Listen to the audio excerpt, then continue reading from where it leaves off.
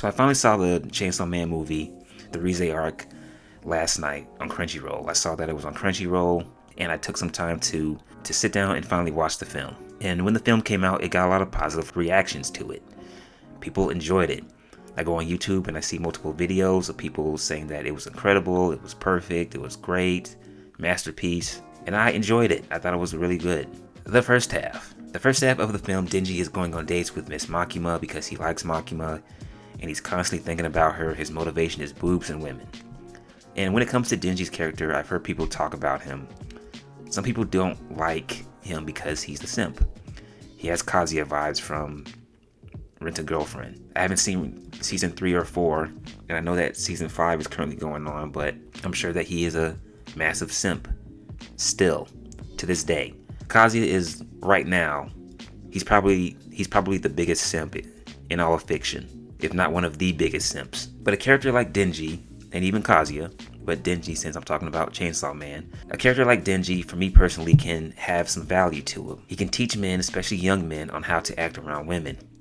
And when it comes to women, not to overreact to every single positive interaction, constantly thinking about them. After Denji comes to, after Rize badly injures him, it looks like Denji is finally showing some awareness on the women who is constantly trying to kill him, and maybe he's going to stop falling so hard for any good-looking woman that gives him some attention. Rize says she has feelings for him, and then Denji goes back to being gullible. But thanks to Aki, he snaps him back into reality. Focus, dude. She's trying to kill you. Dumbass. And speaking of Rize, when she shows up, she immediately starts showing interest in him. And it's clear as day that she is up to something, just like Makima. It's obvious that she is up to something as well. There isn't a whole lot of mystery to the show. Rize starts hanging out with Denji. She's flirting, laughing, and touching him, coming on to him super hard. Then her real intentions come out, makes her move in getting his heart. Now the second half. This is where the movie takes off at like 100,000 miles per hour Mach speed. After she tries to kill Denji, it is nothing but pure action and chaos. Rize is the bomb devil, and her power is phenomenal. She doesn't show any sort of fatigue. She's constantly firing off bombs and missiles and torpedoes, and she can fly, and she has super speed. She is fending off and destroying everyone who tries to stop her, also killing a large number of people who gets caught up in her destruction. Then there's a giant baby tsunami devil, and Denji is riding this shark devil that I actually ended up liking. Riding him like a knight on a horse. They're flying through the air, and Denji is fighting the baby tsunami devil and also fighting Rize. It's just constant action, constant movement, and it's done beautifully. And I thought it was appropriate, if you're going to make an arc into a movie, if Rize is the main antagonist of the arc, the final boss, then it's okay to have a 30-minute fight scene leading up to her defeat. So once things come to an end, Denji finally gets the upper hand on Rize. He gets her in the water so she can't activate her bomb powers. Thinking he's going to drown her, he ends up saving her because he still wants to be with her. And I don't think I mentioned in the first half that Denji is conflicting who he wants to be with, Makima or Rize. He chooses Rize, and she came close to killing him again, breaks both of his arms, and almost gets washed out into the ocean. I think the end game with Denji is that he's going to become more confident, more focused on himself, and not be so fixated on women. And in fairness to him, he's 16 years old. He doesn't really have a father figure or some kind of male role model to teach him on how to become a man and how to handle himself when it comes to women. He's just a horny guy, a horny kid who just wants to feel boobs and have a lot of sex, I'm sure.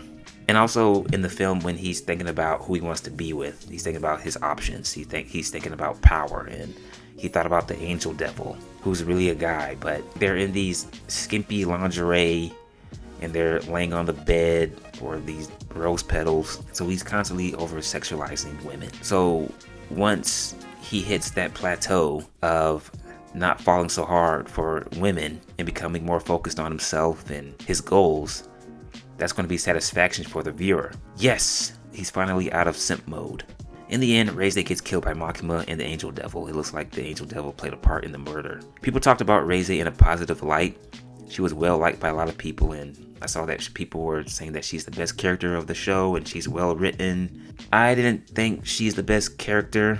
I didn't really get that Reze admiration that a lot of people did, and I can't help but think that when it comes to the guys that like Reze, they like the way she looks. But at the end, one of the devil hunters, he mentions that she was a part of some Soviet Union experiment, and that was supposed to make you feel bad for Reze because she didn't really have a normal life and a normal childhood. But you do end up feeling bad for her a little bit, and Denji, because it seems like she did have some feelings for Denji because he's a devil, and it seems like she's aware that he didn't really have a normal life growing up as well. So there's some relatability between those two.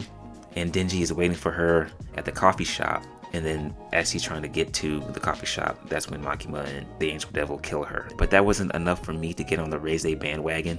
Just throw in a little line about her backstory, and that's supposed to make me feel bad for her and get invested into this character. Now, people who read the manga probably know more about her character, so hopefully as the show goes on, we will find out more about Reze. And she also knew Makima. She hated Makima, but that wasn't explained. So I think they're going to have to do that to the viewer who doesn't read the mangas. I thought about going back and rewatching season 1, but I didn't really want to because I wasn't feeling the characters, but I still remember the basis of the show.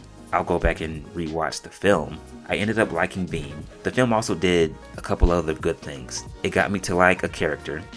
I like Beam. I like the role that he plays. I think that fits him.